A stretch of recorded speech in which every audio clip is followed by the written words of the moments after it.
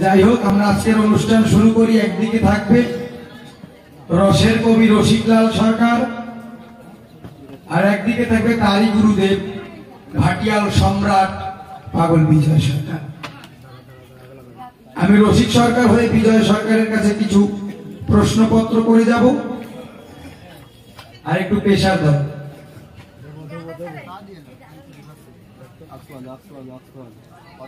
বিপক্ষের কবি এসে বিজয় সরকারের ভূমিকায় সকল প্রশ্নের সমাধান করবে। আজকে মতুয়া দর্শনের উপর আলোচনা, তাই আমরা সর্বপ্রথমে ঠাকুরের উদ্দেশ্যে একটা ধ্বনি দিয়ে আমরা আমাদের অনুষ্ঠান শুরু করব।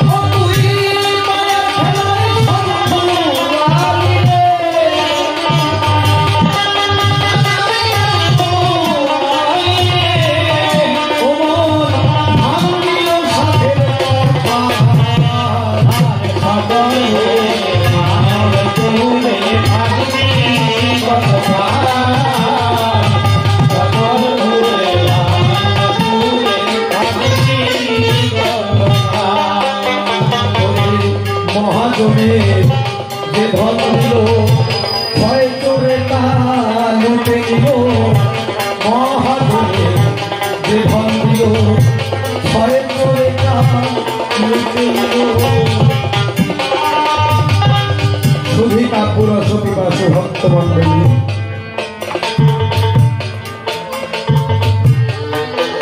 কবির গান কি অমন সকল ভুলে এই ভাঙন ভুলে রইবি কত কাল। দাদা পেশা দেবেন আর একদম কমে গেছে, দেখছিল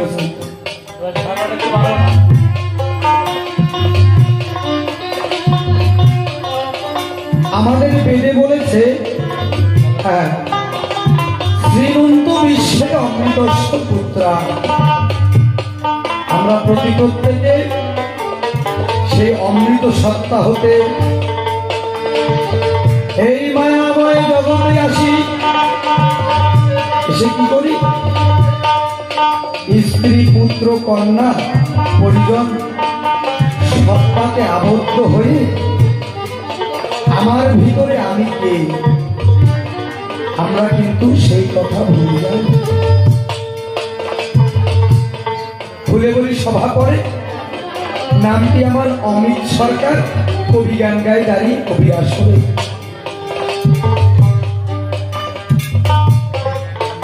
আমার কাছে বলুন দেখি, আমি সত্যি সত্যি অমিত সরকার নাকি? পিতা মাতার দেওয়া নাম অমিত, কবিগুরুর দেওয়া উপাধি সরকার, তাই আমি অমিত সরকার। কিন্তু আমার ভিতরে কে কথা কয়, হাসে খেলে নাচে গায়ে, লীলামৃতের ভিতরে একটি পালা আছে, আপনারা পরিদর্শন করবেন। আত্ম অনুভূতি ও আত্মদর্শন, নিজের ভিতরে নিজে কোনটু, আমার হাত, আমার পা, আমার মাথা, আমার চোখ, আমার মুখ, আমি কথা বলি, কিন্তু আমি সত্তা থাকি, কিন্তু আমরা ভুলে থাকি। তাই এই বিশ্বজগতে সৎগুরু যারা, সে আমার ভিতরে যে স্বয়ং আমি, সেই আমি সন্ধান পাবার পথ বলে দেয় সৎগুরু। তাই আমাদের প্রত্যেকেরই প্রথমত কর্তব্য কি? সৎগুরুর চরণ আশ্রয় করে সৎ পথে থেকে জীবনটাকে অতিবাহিত করা। তাই তো কবিতা নমন কোথা হতে এসেছিলি, সে কথা কেন ভুলে রলি? এই মায়ার খেলায় সর্বলিলে এখন সর্বমুখে তোর মহাত্মা।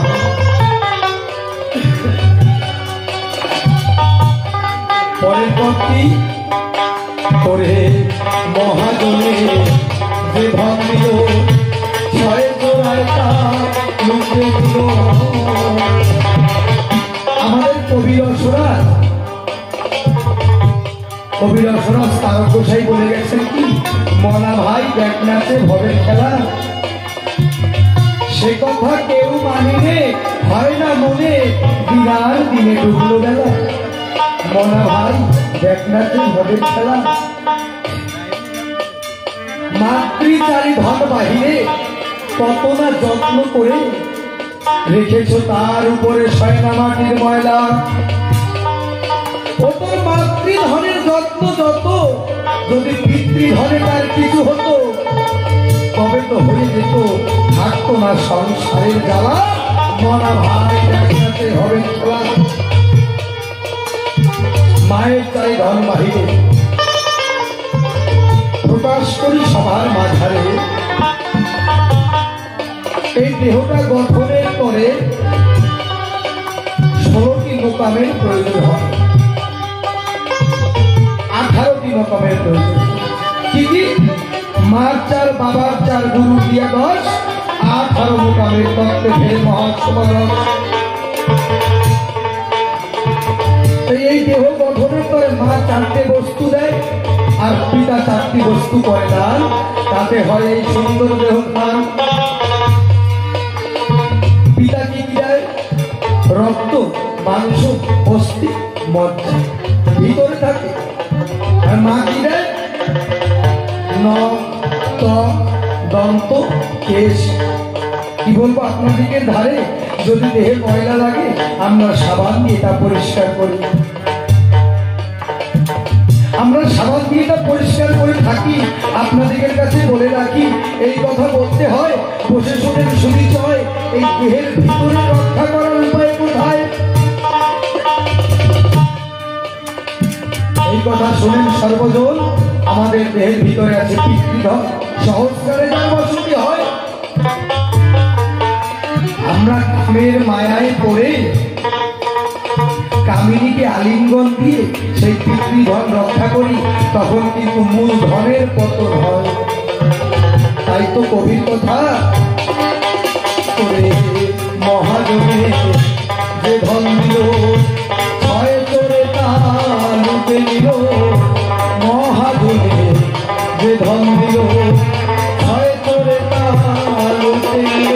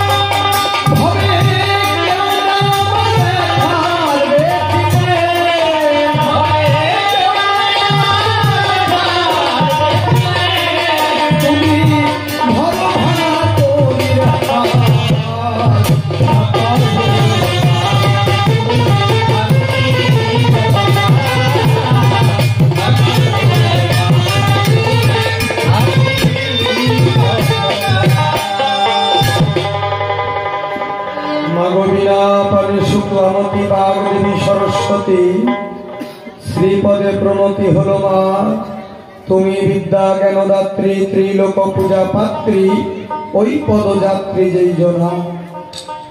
ভবে সর্বসুখে সেই তো সুখী, পর্ণ কুঠিরে থাকি স্বর্ণ প্রাসাদ সুখ ভুঞ্জে। তুমি নিজ গুণে এসো বাণী, সুমঙ্গল প্রদায়িনী, জাগো মাগো মমরিদি কুঞ্জে। পরাণে বিপুল ব্যথা, কত হলো মালা গাথা, আধারে মিলিয়া গেল সবই, পথ ভুলে আছি দূর, তবু যেন কোন সুর ঝংকারে ব্যথার পুরবী।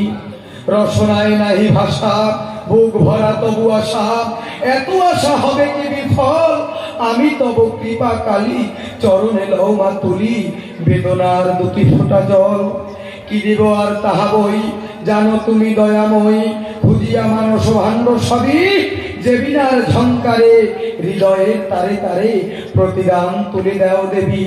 তুমি সেরাগিনী দাও তুলে, মনের বদ্ধ দুয়ার খুলে, তব ওই স্নেহ মাখা হাতে এ ক্ষুদ্র জীবন ধরি, গানের ছন্দে সে লহরি মিলে যাক মা তোমার চরণেতে। তুমি সর্বশক্তিমান, নিখিল বিশ্বের প্রাণ, সৃষ্টি স্থিতি প্রলয়ের কারণ। প্রকৃতির এই ভাঙা গড়া, নিয়মিত ওঠা পড়া, নিয়তির নিয়ম নির্ধারণ। তোমারই করুণা ভাসে দূরই নীলাকাশে, রবি শশী হাসে দিবা রাতি, হাসির বিচি মালা গলে, তোমার জ্যোতির মানিক জলে, কানন তলে জোনাকিদের বাতি। মৃদু মন্দ গন্ধ আবাহন এনে দেয় তোমার আবাহন, ঝাউয়ের মনে উঠেছে কি তালি, বাতাস ওই বাঁশের আগায় আলিঙ্গন সোহাগে জানায়, গন্ধে ভরা সহৃদয় মিতালি।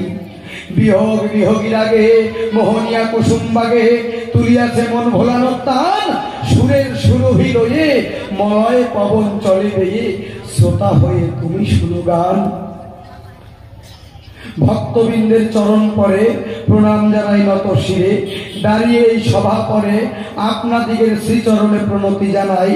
আপনাদিগের আশিস নিয়ে মাথে চলব কবি কাব্যের পথে, আপনারাও সুধি সতে শ্রবণ করবেন তাই। আপনারা করলে আশীর্বাদ, যা হতে যাবে চিত্তের বিষাদ, ইষ্ট প্রেম প্রীতি প্রসাদ, অন্তরে হবে লাভ, অসৎ ক্রিয়া কুটি নাটি, ঝেড়ে দেহের ময়লা মাটি, মনটাকে করিয়া খাটি, ভিতরেতে জাগে যেন গুরুর পবিত্র স্বভাব। মাতা পিতার শ্রীচরণে প্রণমী বিশুদ্ধ মনে, এসেছিলাম এ ভুবনে যাদের করুণায়, যাদের করুণার দান কি বলবো সভা পরে, কোনোদিন কেউ শোধ করতে নাহি পারে। এই দেহখানা গড়িয়েছে তারা যে অতি সুমহান। এরপরে সভা করে যাচ্ছি কবিগুরুর পায়ে প্রণতি করে, খুলে বলি আপনাদিগের স্থান আমার কবির গুরু যিনি রবীন্দ্রনাথ সরকার গুণমণি। আপনারা জানেন তার কাহিনী, নারায়ণ সরকারের শিষ্য যিনি এই বিশ্বস্থান। কবিগুরুর পায়ে প্রণাম করে যাচ্ছে একটু ধরাগুরুর পরিচয় সেরে। হরসিদ্ধ গোসাই আমার ধরাগুরু, যার শুভ আশীর্বাদে চলেছি কবি কাব্যের পথেতে। এবার তার চরণে করে প্রণতি, আমার জীবনযাত্রা শুরু। আমার এই কথা শুনে আপনারা থাকবেন সামাল, এই কবির জগতে এখনো কিন্তু আমার বাল্যকাল। শাস্ত্র আলোচনার বিন্দু মাত্র জ্ঞান আমার ভিতরে নাই। শাস্ত্রে কি বলেছে জানেন? ভক্তের যদি কৃপা হয় তাকে কৃপা করে শ্যাম দয়াময়। শাস্ত্রের ভিতরে আমরা দেখতে পাই, মুখং করতি বাচলং পঙ্গুম লঙ্ঘয়তে কৃপ, যৎ কৃপা তমহং বন্ধে পরমানন্দ মাধব। সেই মাধবের কৃপা হলে সে মহান এই মহিতলে থাকে না তার জরা মরার ভয়। তাই ভগবান বলেছে, ধরো আমার কথা ধরো, আমার হতে আমার নাম বড়, নাম হতে আমার ভক্ত বড়। তাই পারো যদি প্রণাম করো সেই ভক্তের রাঙা পায়। সেই ভক্তের চরণ লক্ষ্য করে প্রণাম জানাই বারে বারে। আপনারা নারী নরে আশিস করবেন দান, আপনাদের আশিস নিয়ে মাথে চলবো কবি কাব্যের পথে। আপনাদের শ্রীপদেতে এইবার জানিয়ে প্রণাম দাঁড়ালাম আমার কাব্যের ভূমিকায়। দাঁড়ালাম আমার ভূমিকার পরে অমিত সরকার নামটি ছেড়ে কবি রসিক সরকার নামটি এবার করিলাম গ্রহণ। বিপক্ষের কবি যিনি বিজয় সরকারের ভূমিকায় কথা বলবেন তিনি, আপনারাও জ্ঞানী গুণী করবেন শ্রবণ। কি বলবো সভা পরে, আজকে আলোচনা হবে মতুয়া দর্শন ধরে। বিজ্ঞ শ্রোতা নারী নরে অনেক অজানা তথ্য করিবেন শ্রবণ। সেই কথা বলা ভালো, চার যুগের যা অবতার এলো। সত্য যুগে সত্যনারায়ণ রূপে অবতার হয়, তখনকার সময় যা প্রয়োজন ছিল সেই অবতারে তা দিয়ে গেল। রামচন্দ্র তেতা যুগে হইলেন উদয়। এক বিষ্ণু চতুরাংশে রাজা দশরথের ঘরে, খুলে বলি সভা পরে অবদংশ এই বিশ্বের গায়ে। রাবণ কুম্ভকর্ণ সহ অগণিত রাক্ষসকে ধ্বংস করে ধর্মরাজ্য প্রতিষ্ঠা করে এই বিশ্ব বসুধায়। সত্য গেল, ত্রেতা গেল, দাপর যুগে কৃষ্ণ বলরাম এলো। তারা এসে এই বিশ্বের পরে অজস্র অসুর সেনা রাক্ষসদের ধ্বংস করে কুরুক্ষেত্র যুদ্ধ করে করেছিল ধর্মের জয়। কৃষ্ণ ভগবান ধর্মের জয় করার পরে দাপর যুগ গেল সরে, ত্রেতা এই কলিযুগ হইল উদয়। কলিযুগের কথা বলা ভালো, প্রথম অগ্রে গৌরাঙ্গ মহাপ্রভু এলো, নাম অস্ত্রে দলন করলো এই বিশ্বের পাপী সমুদয়। মহাপ্রভু আসে, ভুলে বলি আপনাদিকের পাশে রামচন্দ্র ধনুর্বাণ নিয়ে এসেছিল, কথা মিথ্যা নয়। কৃষ্ণ ভগবানও অস্ত্র ধরে যুদ্ধ করেছিল, কিন্তু বিশ্বের পরে এই কথা কবু মিথ্যা নয়। তাই সেই কথা বলা ভালো, গৌরাঙ্গ মহাপ্রভু কিন্তু নাম অস্ত্র নিয়ে পাষণ্ড দলন করেছিল। জগামাধা যেজন রয়, খুলে বলি কাব্য সভায় আপনারাও জ্ঞানীনরে করবেন আকর্ষণ। মহাপ্রভু গৌর নিতাই, গৌর নিতাই অর্থাৎ মহাপ্রভু কিন্তু একজন নয় রে ভাই। কি বলবো, সভা পরে বৈষ্ণবের বাজারে তিনজন মহাপ্রভু পাওয়া যায়, শ্রী শ্রী গৌরাঙ্গ মহাপ্রভু, শ্রী শ্রী নিত্যানন্দ মহাপ্রভু, শ্রী শ্রী অদ্বৈত মহাপ্রভু যারে কয়। তাইলে সেই নিতাইয়ের কপালে যখন জগামাধা করেছিল আঘাত দান, বসে শুনেন ভক্ত গুণবান, মহাপ্রভু কিন্তু সুদর্শনকে করেছিল আকর্ষণ। তখন নিত্যানন্দ ডেকে বলে, মহাপ্রভুর এই স্থলে এই অস্ত্রে তুমি এই যুগে তুমি অস্ত্র ধরিবে না কখন? এই অস্ত্রে এই যুগে এক হরিনাম দিয়া, নামের হুঙ্কার তুলিয়া, নামের নিশান উড়াইয়া, এক হরিনামের বলে পাষণ্ড দলন করবে সর্বজন। তাহলে এক নাম অস্ত্রে দলন করবে সব পাপী তাপী, এই কথা বলে রাখি, বসে শুনেন যত বিজ্ঞ জনা। তাহলে মহাপ্রভু আসার পরে নদিয়ার নগরে কেঁদে কেঁদে সেদে সেদে হরিনাম দিয়ে কিন্তু পাপ বিতরণ করে যায়। এবার এইখান থেকে প্রশ্ন দেব গোসাই তোমার রাঙা পায়, চার যুগের অবতার যারা এলো, যাহা কিছু দরকার ছিল প্রয়োজন সাপেক্ষে তারা দিয়ে গেল এই বিশ্বের গায়ে। প্রশ্ন করি তোমার ধারে, তুমি আলোচনা করে যে সভা পরে, তাহলে হরিচাঁদ ঠাকুর আবার কি জন্য আসলো এই বিশ্ববসু ধায়? এই কথা বলা দরকার। বসে শুনে ভক্তবৃন্দ বসিয়া সবার মাঝার মন দিয়া প্রশ্নপত্র করিবেন শ্রবণ। চৈতন্য চরিতামৃত, চৈতন্য লীলার গ্রন্থ, হরিলীলার গ্রন্থ, শ্রী শ্রী হরিলীলামৃত। হরিলীলামৃতের ভিতরে দেখতে পাই লিখে গিয়েছেন আমাদের তারকচাঁদ গোসাই, স্বয়ং চৈতন্য মহাপ্রভুই এসে নাকি হরিচাঁদ ঠাকুর রূপে অবতীর্ণ হয়। এবার আমি করে যাই বর্ণনা, বসে শুনেন সুধীজনা, বিজ্ঞজনা করিবেন আকর্ষণ।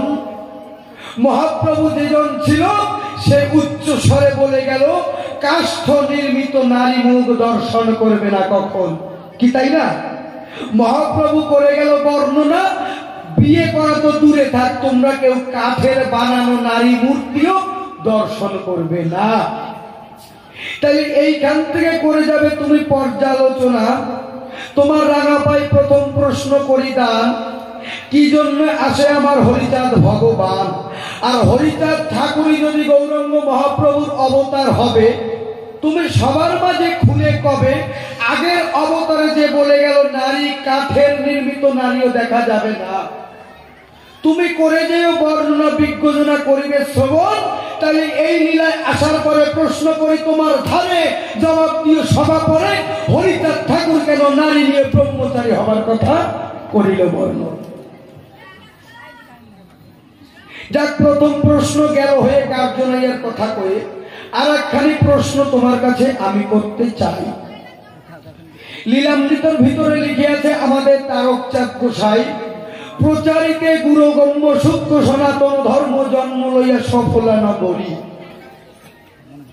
সফলা নগরী আসলো নাকি আমাদের দয়ালু শ্রী হরি। এইবার এই কথাটা বলা দরকার, বসে শুনেন ভক্তবৃন্দ, হয়ে মনোবন্ত বসিয়া সবার মাঝা।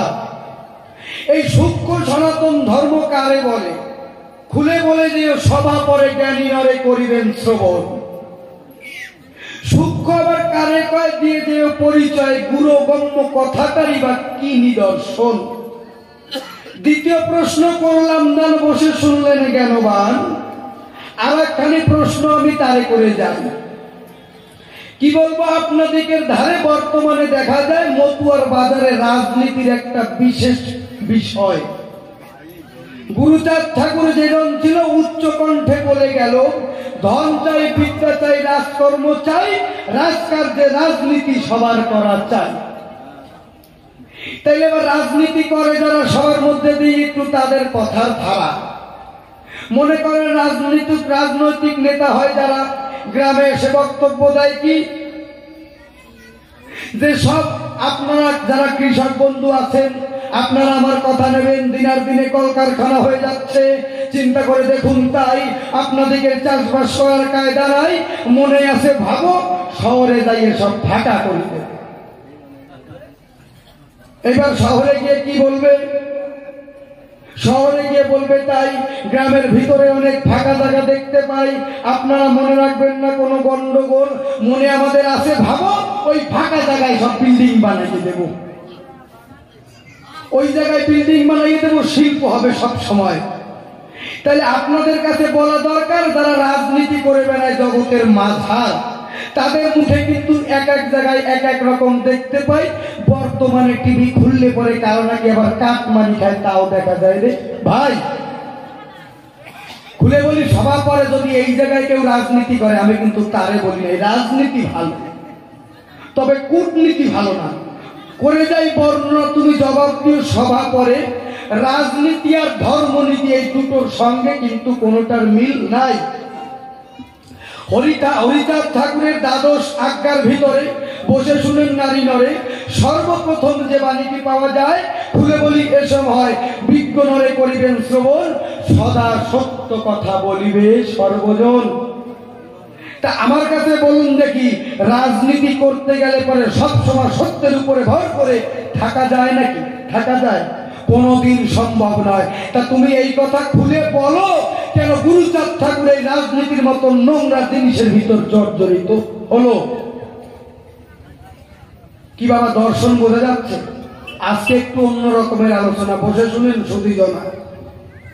বর্তমানে দেখতে পাই এক রাজনীতির কারণে আমাদের ধর্মের ভিতরেও হিংসা হিংসি দেখতে পাই রে ভাই। কি বলবো, সভা করে বসে শুনেন নারী নরে, খালি ধর্মের ভিতরে নাই, খুলে বলি সভ্য সভা পরে বিজ্ঞ নরের শ্রবণ করা চাই, ভাইয়ের সঙ্গে ভাইয়ের সম্প্রীত নাই, পরিবেশী যে বন্ধুবর্গ, খুলে বলি আপনাদের স্থান, কারো সঙ্গে কিন্তু কারো সুন্দর সম্পর্ক হয় না গঠন, একমাত্র রাজনীতির কারণ। তাহলে প্রশ্ন করি, তোমার ধারে আলোচনা করে যে সভা পরে, কেন গুরুচাঁদ ঠাকুর রাজনীতি করার কথা বলল এই বিশ্বের গায়ে? যাক, তিনখানি প্রশ্ন গেল হয়ে, কার্যনাইয়ার কথা কয়ে আর একখানি প্রশ্ন দেব, তার রাগা পায় কি দেবো নাকি বাবা? বেশি হচ্ছে নাকি? না, তিনটে নাকি শত্রুরেও দেয় না। তা উনি তো আমার শত্রু না, আমি রশিদ সরকার আর আমার গুরুদেব বিজয় সরকার, আমার তো শত্রু না। তা মনে আছে ভালো, ছোট্ট করে আর একটা প্রশ্ন দিয়ে যাব। খুলে বলি আপনাদের স্থান, বসে শুনেন ভক্ত প্রাণ। গুরুচাঁদ ঠাকুর যে জন ছিল তার কথা বলা ভালো। গুরুচাঁদ ঠাকুর এসে এই বিশ্বের গায়ে, আর গুরুচাঁদ ঠাকুর আসার আগে এসেছিলেন আমার হরিদয়াময়। হরিচাঁদ ঠাকুর এসে এই বিশ্বের পরে নামের নিশান উড়াইয়া জয়ডঙ্কা বাজাইয়া গেল হরিনাম প্রচার করে। গুরুচাঁদ ঠাকুর যখন এলো, সেই কথা বলা ভালো, সে কিন্তু আবার অন্যদিকে ঝোঁক দিল, কথা মিথ্যা নয়। গুরুচাঁদ ঠাকুর এসে বলল, তাই খালি ডাঙ্কা বাজাইয়ে হরিনাম করলে এতে মুক্তির পথ নাই, ব্যবসা বাণিজ্যেতে সবার অগ্রগতি হওয়া চাই। কি বলবো আপনাদের ধারে, গুরুচাঁদ ঠাকুর বলল, একেবারে তোমাদের ব্যবসা করে ধনী হওয়া চাই। তা আমার কাছে বলুন দেখি, পরম অর্থের কাছে এই বাহ্যিক জগতের অর্থ টেকে নাকি? কোনদিন টেকে না। লালাবাবু ছিল জমিদার, খুলে বলি সবার মাঝার, বিরাট জমিদারি ত্যাগ করে মনপ্রাণ এক করে বৃন্দাবনে কৃষ্ণের চরণ পরে নিয়েছিল আশ্রয়। তা তুমি আমার কাছে যেও বলে, কেন গুরুচাঁদ ঠাকুর এসে এই ভূতলে সেই অর্থকে প্রাধান্য দিয়েছিল, আমার জানতে অভিপ্রায়। যাক, চারখানি প্রশ্ন করলাম, নান বসে শুনলেন জ্ঞানবান। প্রথম আসরে আর অধিক বলার কোনো প্রয়োজন নাই, মনে আমার আছে ভাবো। এরপর গানের সুরে সুরে আরো কিছু পাবো। তা একটা গল্প বলবো না কি রে ভাই? হ্যাঁ বলবো না? মায়েরা কিছু কয় না, বলবো মা? আপনাদের যখন এত ঝোঁক তাইলে একটু হোক। গোসাই ভালো কথা, গান গাবা, সুন্দর গান গাবা, গান গাবা ভালো কথা, কিন্তু গোসাই পাতলা গান গাইও না, একটু ঘন করে মোটা করে গাইও, বেটা মানুষের মতো। তুমি বিজয় সরকার, তুমি কিন্তু যেতে লোক না। কেন? কবি দ্বিজবর সরকার যেজন ছিল তার কথা বলা ভালো। গানের ভিতর লিখে দেয়, বসে শুনেন সুদিত হয়। শুনে পাগল বিজয়ের ভাটিয়াল, শুকনো গানকে ছোটে বান, আমি কি গাহিব দয়াল তোমার গুণগান। সেই বিজয় সরকার যেজন রয়, স্বয়ং মা কালিকা তাকে 10টি টাকা বায়না দিয়ে গান শুনেছিল মহাশয়। সে তো সামান্য নয় কখন। তাই প্রশ্ন করলাম চরণ ধরে দাঁড়াইয়া, সভা পরে তুমি সুন্দরভাবে করে যে বিশ্লেষণ, পাতলা গান গাইও না। তা মনে করুন, ভাবনা এই ঠাকুমাদের সঙ্গে অনেক নাতি নাতনি গান শুনতে আসে না? কি বলবো, সভা পরে এক ঠাকুমার একটা ছোট্ট নাতনি আছে ঘরের ভিতরে। নাতনি নয়, নাতনি নয়, এই কথাটা বলতে হয় যারা নাতি কয়, অর্থাৎ পুরুষ লিঙ্গ আর কি ধারে কয়, জেন্ডার আর কি চেঞ্জ হয়ে যায়। তা সেই নাতির সঙ্গে করে খুলে বলি সভা পড়ে। ঠাকুমা তো রোজ দিন গান শুনতে যায়। এখন গান, ওই নাতির আবার একটা রোগ আছে বুঝলেন, নাতির মোটে গান শুনলেই পেচ্ছাপ পায়। ওর গান শুনলে পরে মানুষের নয়ন ধারা ধরে আর অধিক সরে। এখন মনে করেন যে কীর্তন আসরে যায়, যে গান ধরে, ভজ ভজ মন, ও কয় ও ঠাকুমা চলে আইছে, ভজ মন এইবার সারা লাগবে। কয় ঠাকুমা রে, ও ঠাকুমা আমার বাথরুম চলে আইছে, শিগগিরই বাইরে নিয়ে চলো। তা সেই কথা বলা ভালো, বসে শুনেন সুদিত হয়। গানের প্রথমে যদি ওইরকম ব্যাঘাত ঘটায়, মানুষের প্রেম থাকে? থাকে না। আর ঠাকুমা কি করবে, নাতির যদি প্রস্রাব পায়, ওইখানে তো আর কিছু করার থাকে না, বাইরে নিয়ে যে প্রস্রাব করে আবার ঘরে আসে। এমনি ভাবে আর একদিন গেছে, হরিবাসরের ভিতরে গান ধরছে, খুব প্রেমানন্দ হচ্ছে, হরে কৃষ্ণ বলে সবার নয়ন যেই ধরা আরম্ভ হয়েছে, ও ঠাকুমারে কয়, ও ঠাকুমা আমার চলে যাইছে, ঠাকুমা আমার খুব জোরে বাথরুম পেয়েছে, তুমি বাইরে ছিল। আবার বাথরুম করিয়েছে, সেদিন আর ঠাকুমা কীর্তনে যায় না। পরের দিন কীর্তনে যাবার আগে একটু শিখাই নেছে নাতি, দাদু ভাই তোমার যদি বাথরুম আসে, হরিবাসর তো, ওখানে ওই বাজে কথা বলবা না, তুমি বলবা কি ঠাকুমা আমি গান করব। তুমি আমার ছোট্ট করে কবা, ঠাকুমা আমি গান করব, আমি বুঝে যাব তোমার গান চলে যাইছে, আমি তোমার বাইরে দিয়ে গান করাই নিয়ে আসবো। তো এমনি ভাবে পরের দিন যেই গেছে কীর্তন আসরে, খুলে বলি আপনাদিকে ধারে যেই গান ধরেছে রে মহাশয়, এবার ওর তো গান চলে যাইছে, কয় ঠাকুমা আমি গান গাইব। আসরে বসা হয়ে যাচ্ছে। তাই এখন আসরের লোক চিন্তা করে, ওরে বাবা, হ্যাঁ সর্বনাশ, যে গান শুনলে বাথরুম আসতো, প্রস্রাব পাইতো, সে আজকে গান শুনে গান গাইতে চায়। ওরে চন্দনের ফোটা দে, শিখে ফুলের মালা দে। বুড়ি তোমার নাতির মুখে আজকে একটা গান শুনতে চাই, ওরে গাও গান গাও ভক্ত। ঠাকুমা করে বর্ণনা, না না ওরে গান গাওয়ানো যাবে না। কেন? ঠাকুমা তো জানে, তাই আসলে ওর গান আসে নাই, পেস্তাব পাইছে।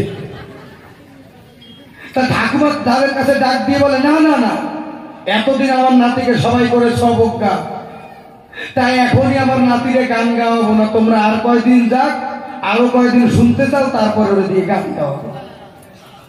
তা সেই কথা বলো ভালো, নাতিকে নিয়ে ঠাকুমা কিন্তু বাইরে গেল।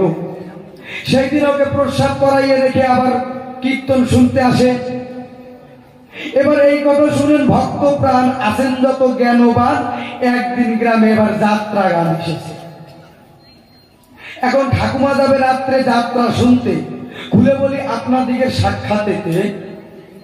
ঠাকুমা চিন্তা করলো তাই যদি নাতিরে নিয়ে গান শুনতে যাই, ওর গান শুনলেই তো গান চলে আসবে না, আমার গান শোনা আর হবে না। তাই ঠাকুমা মনে মনে করে বর্ণনা যে ওরে ওর দাদুর কাছে আজকে রাতটা অন্তত ধুয়ে যাব। তার নাতিরে দাদুর কাছে রেখে কি বলবো আপনাদিকের কাছে নেবে। ঠাকুমা তো গান শুনতে চলে যায়। এবার সেই কথা বলা দরকার, ওই দাদুর সঙ্গে অল্প বয়সে একজনের ছিল ভালোবাসা। থাকে না অনেকের ইয়ং বয়সে একটু প্রেম থাকে, শেফালির সঙ্গে কমলার সঙ্গে। বুড়ো বয়সে তাদের কথা মনে করে, রাগ হইলে বউরে কয় তুমি আমারে কি ভালোবাসতো বাসো, ময়নামতি আমারে যে ভালোবাসতো তার মতন কিছু না, এক খোলা চাই বাজলি আমার জন্য নিয়ে আসতো। তা দাদুর ওই রাত্রিবেলায় সেই ময়নামতির কথা মনে পড়ে গেছে। দাদু মনের সুখে গান গাচ্ছে, ওরে আমি কি তোরা আপন ছিলাম না রে জহরি না, আমি কি তোরা আপন ছিলাম না। নাতির চট করে ঘুম ভাঙে গেছে। ব্যাপার কি রে, গান শুনতে কয়, ওর গান চলে যাইছে। দাদুরে কয় দাদু শিগগিরি গান চলে যাইছে, আমিও গান গাবো। দাদু গায়ে চুপ কর, আমার পুরনো প্রেমে ঠেলা দেশে আর তোমার এই সময় গান আইছে, এই এখন গান তো নেবে না, ঘুমা। ও সামনে পোর্শন চাপ দিয়ে কয় দাদু গান না গাইলে হবে না, দাদু আমার একটু গান গাওয়াও। দাদু চিন্তা করে তাই নাতি যদি এত গান করতে চায় তা আমার শুনতে তো আপত্তি নাই। এখন দাদু ডাক দিয়ে বলে নাতির স্থান আমি পাইতে দিলাম, আমার কান এই জায়গা গা ছোট্ট করে একটু গান। নাতি গান বাইক করে কানের ধারে চ্যান চ্যান করে পাতলা গান বলে কাই কি করিস শালা, কয় ও দাদু আমি এইরকমই গান করি। গোসাই তুমি আমার কথা কইও, দাদুর কানে এরকম পাতলা গান বুঝি না দিও। সুন্দর কথা বর্ণনা করে যে সবার পরে তোমার কথা শুনে আজকে আনন্দ পাবে বিজ্ঞ নরে, মনে আছে ভাবো। এইবার আমি গানের সুরে সুরে আরো কিছু কথা কব।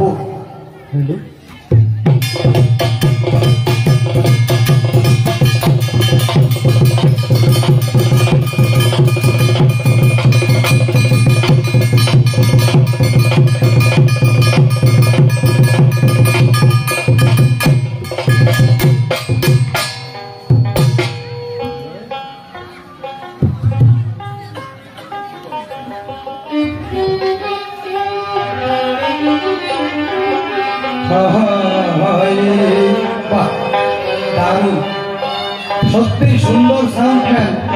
এই এলাকায় যেখানে যেখানে প্রোগ্রাম হবে ওনারা বায়না দেবেন, তাহলে ভালো শুনবেন গান। সত্যি ভালো সাউন্ড করতেছিলাম। আমি এমনি লো প্রেশারে ঢুকে একটু প্রেশার দিয়ে রাখেন আর কি।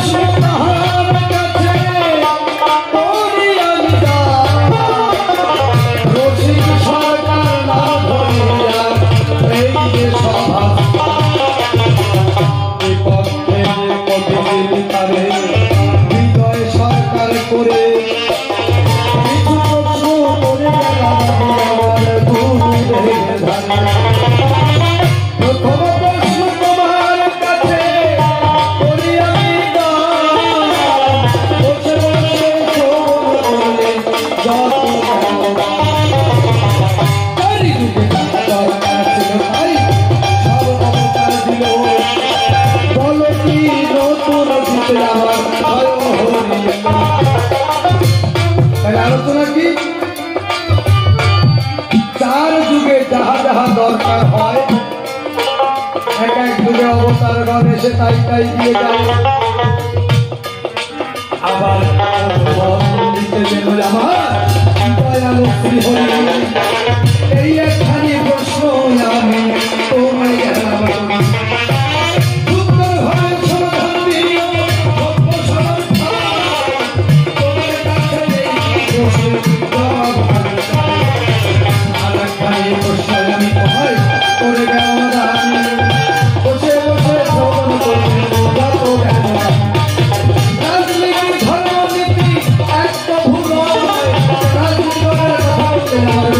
Yeah.